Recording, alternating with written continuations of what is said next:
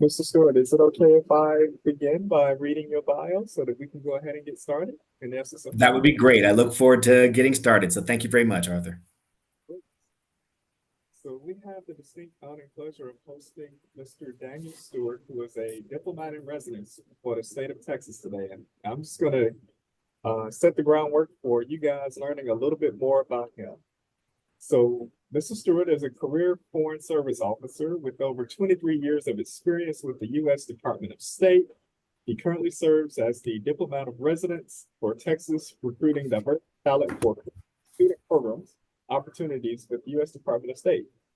Mr. Stewart most recently served as the Cultural Affairs Officer in the Office of Public Diplomacy at the U.S. Embassy of Ottawa, Canada. In that position, Daniel led uh, coordination of public outreach, culture programs, and exchanges to strengthen the U.S.-Canada bilateral relationship, including expert speakers and visitors, Education USA, Fulbright, the International Visitors Leadership Program, and the Young Leaders of American Initiative. Mr. Stewart's other Department of State assignments include Baghdad, Iraq, where he served as the Cultural Affairs Officer, Recife, Brazil, where he served as the Public Affairs Officer, Brussels, Belgium, where he served as the Assistant Public Affairs Advisor at the U.S. Mission to NATO, Washington, D.C., where he served as the Public Diplomacy Desk Officer for Georgia, Armenia, and Azerbaijan. I believe that's like on the border of Europe and Asia, if I'm correct. Central Asia. It's called, yeah, the Caucasus. Yep. Get out of here. Okay. Oh, we just getting started. And I'm glad that I would actually win that on Jeopardy. Washington, D.C., where he served as the branch chief for student programs and as a foreign service recruiter in Washington, D.C., where he served as a desk officer for Haiti. Pretoria, South Africa, where he served as the assistant information officer, and Bamako, Mali, where he served as the consulate slash political officer.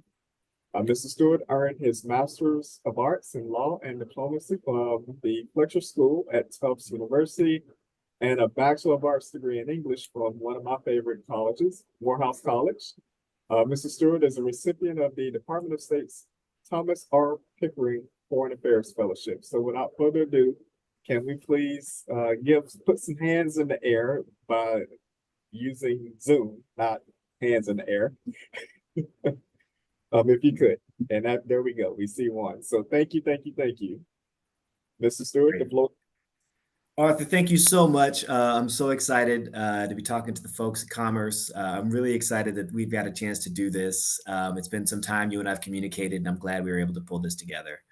As Arthur mentioned, I am the diplomat in residence for the U.S. Department of State here in Texas.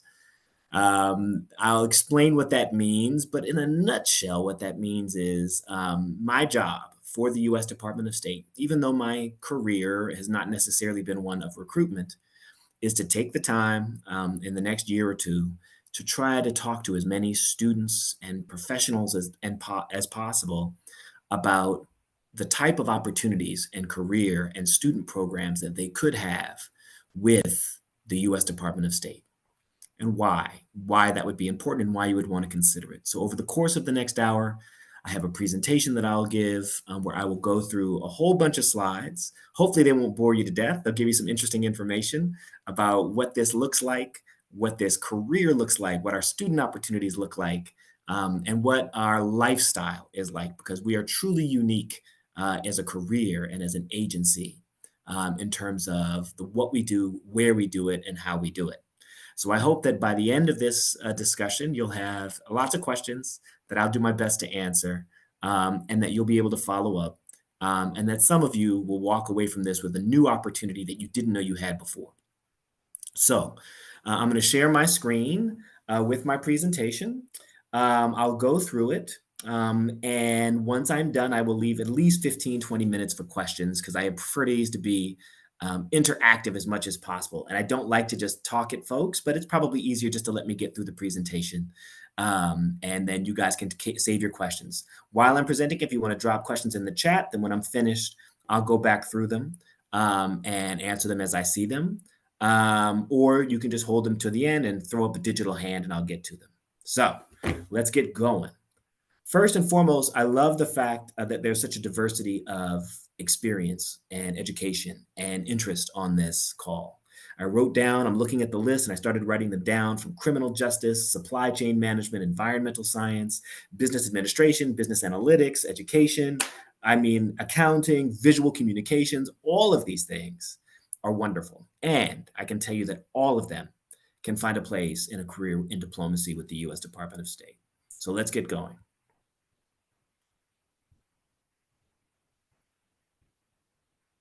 All right.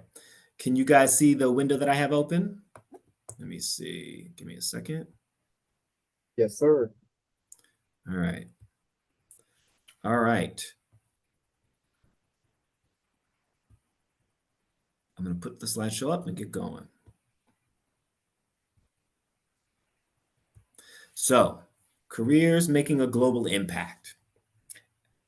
I start this frame and I start this presentation with me, not because I'm a megalomaniac, but it's because this has been my career. And the impact that you're able to make is a global impact. Because what we're talking about here is the US agency that focuses on US diplomacy and our relationships with countries all over the world. No agency has the reach or the impact that this federal agency has.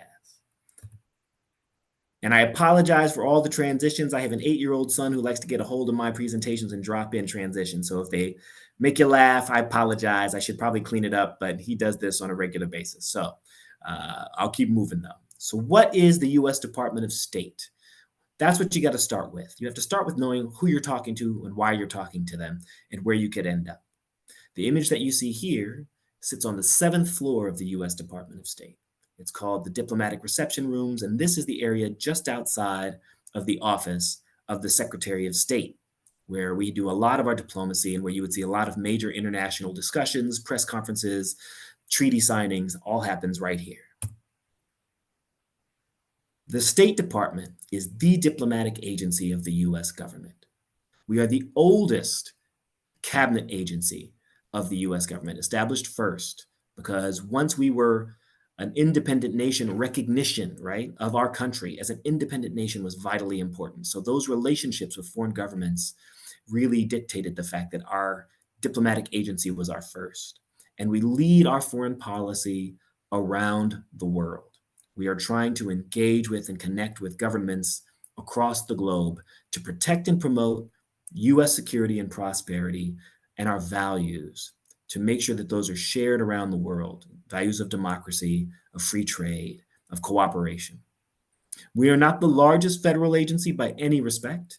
We are dwarfed by the Department of Defense, but we are vitally important with our 80,000 employees. And here you can see a bit of the breakdown of those employees and who they are. I like to highlight 2 things on those numbers. They're just numbers. There's only 14,000 members of the Foreign Service. That might sound large, but it's pretty small when you think about us compared to other federal agencies. And there's 2 types of members of the Foreign Service. Foreign Service, in a nutshell, just means diplomat, somebody who represents their country to another country officially, government to government and people to people. And that's what I am. That's what many of the members, 14,000 members of the Department of State are Foreign Service officers. Another 12,000 plus are what are called civil servants. They live and work mostly in Washington, D.C., around D.C., Virginia, Maryland, and our headquarters is in Foggy Bottom in in Washington, D.C. But about 14,000 of us are domestic employees that support U.S. foreign policy around the world.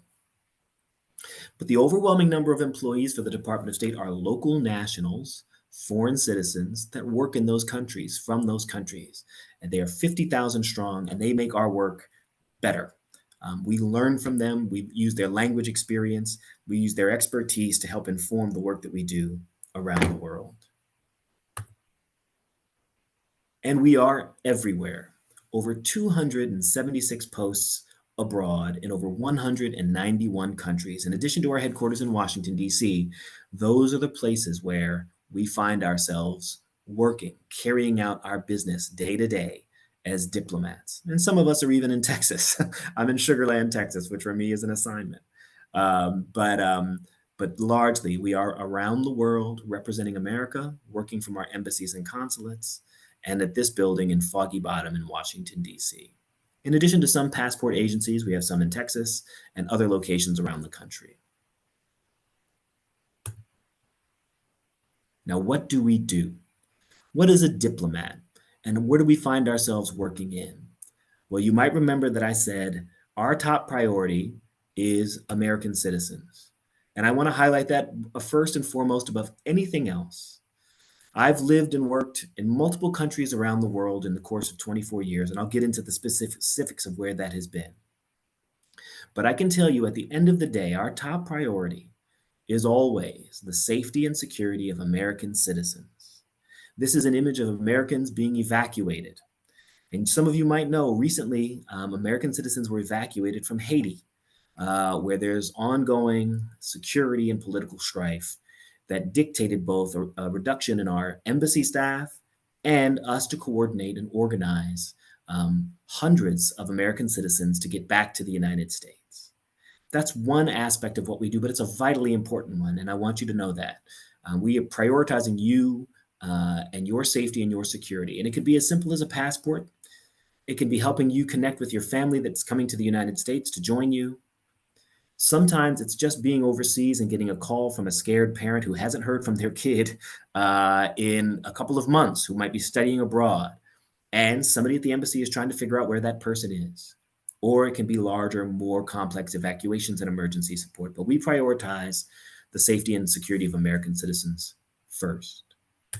But in addition to that, we are working on all of those issues that you can imagine and that you read about when you look at your news feed on your phone and start to scroll through and see what's happening in the world today.